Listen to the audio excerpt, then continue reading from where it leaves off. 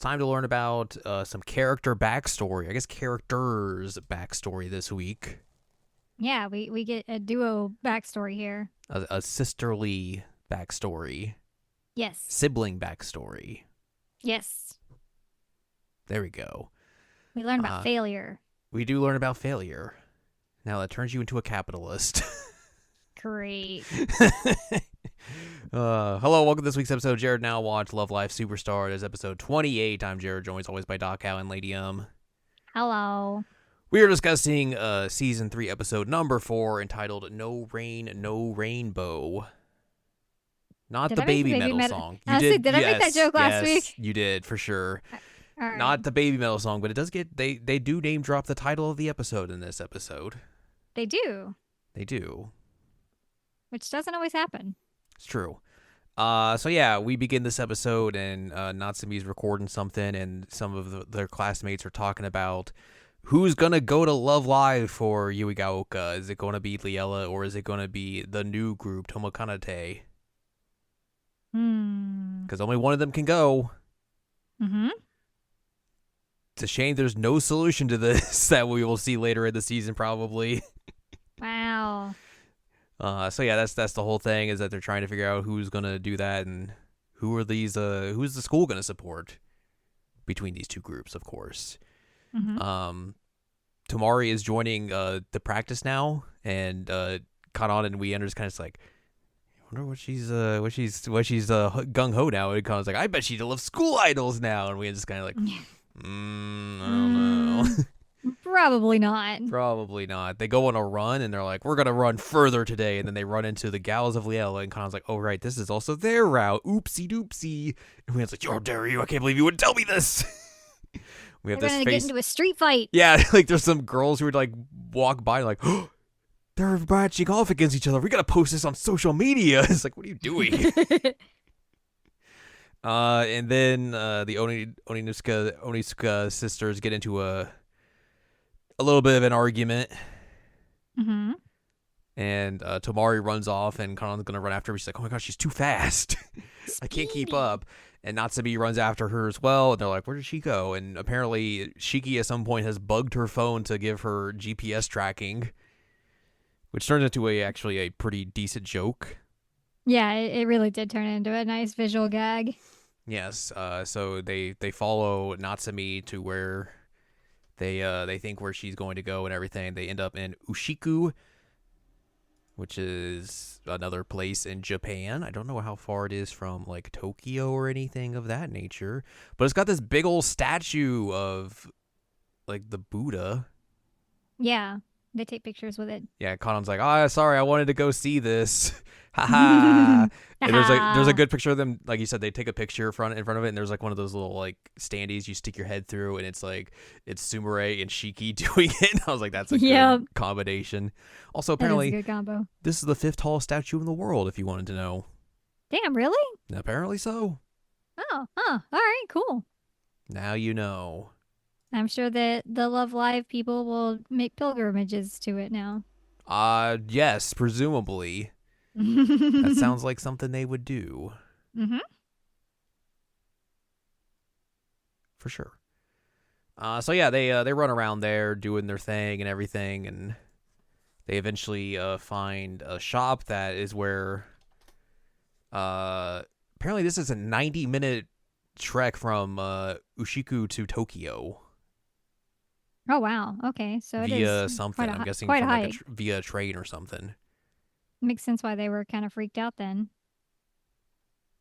78.9 kilometers. Wow. So yeah, that is quite the hike. That is quite a hike, especially to do it like every day both ways. Yeah. That's a lot. So yeah, they end up there. They end up in front of the Orinatsu house. And they're like, is this where she lives? Maybe like one of them's like, oh, maybe it's like her grandparents' house or something. She's not really taking the trek here from to school every day. And then like Shiki's like, well, let's see if she's here, and presses the button, and there's like a big loud speaker sound of like, Natsume is here over and over, and someone like yells at her about it. She's like, I don't know, my phone just started yelling at me. She like runs outside, and there's a literal giant beetle on the back of her phone because it's bugged. It's bugged. And It's really funny. she runs outside and sees everyone just like, hello. Guess you How's it should come going? in. Yeah, so we get a big talking to about these sisters and what's going on with them, and essentially the gist of this is of why Tomari is so cold to her sister and everything, and fails to see the reasoning behind her being a school idol is that like when Natsumi was younger, she had this whole book of dreams and everything. She's like, I'm gonna do this, this, this, this, this, this, this, this, this, this, this, and every time Tomari would be very excited about it and cheer on her sister because like that's what younger siblings do and everything, right? True. But the problem was that every time Natsumi set out to do something, she would fail spectacularly, essentially. Like, she wanted to be an Olympian, and she failed. She fell on her face during the track day, or like the sports day at her like elementary school. She wanted to be a Nobel Peace Prize or Nobel Prize winner, essentially, and she's not good at school. She wanted to be like a model or something, and can't do that either. Not tall enough. So like all these failures just keep adding up and adding up and adding up, and just like eventually just start eating away at her. She isn't able to get into a school of her choice as she wants to, and eventually it just breaks her. And like she's like, well, I don't have talent or anything to do any of the stuff I want to do. I'm not good. You know what's gonna make me good? I'm gonna live in reality, and I'm gonna make money. Money's gonna be the source of my happiness. And Tomari hears all this and just like, I guess I should also live in reality, huh? Money. Okay, dreams suck. Reality, that's where I live in now. And Natsumi, I think, kind of like realized like, maybe I shouldn't have said that, but then also that's the catalyst to Tomari becoming a brutal capitalist. Also, I guess Natsumi becoming a capitalist as well. And yeah, that's where it leads us to today, where she's like, that's kind of the reasons why this whole thing's going on. And then Tomari shows up like, hey, you're all being noisy.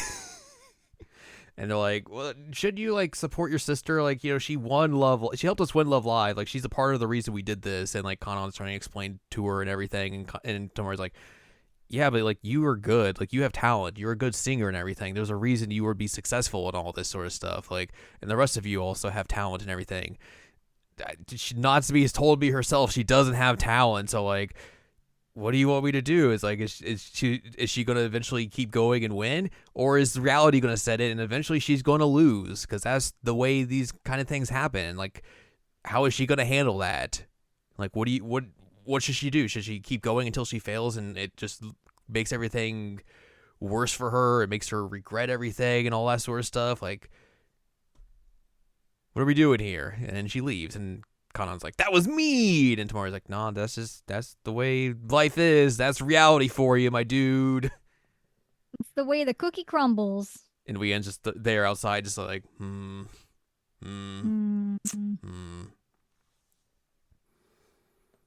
So yeah, they go back to school the next day, and Kanon and Kuku and Chisato are all just like chatting about what happened, and it's like, what do we do about this and everything? And Wien shows up and is like, what are you doing here? You're in the enemy base. Get out of here. And it's just like, yeah, it's just like, hey, what do you think about this situation? Like, what would you do if it was you? And Wien's just like, dude, I'm not going to give up if someone tells me I'm bad or anything. I'm going to keep going. What do you mean? And they're like, yeah, that makes sense.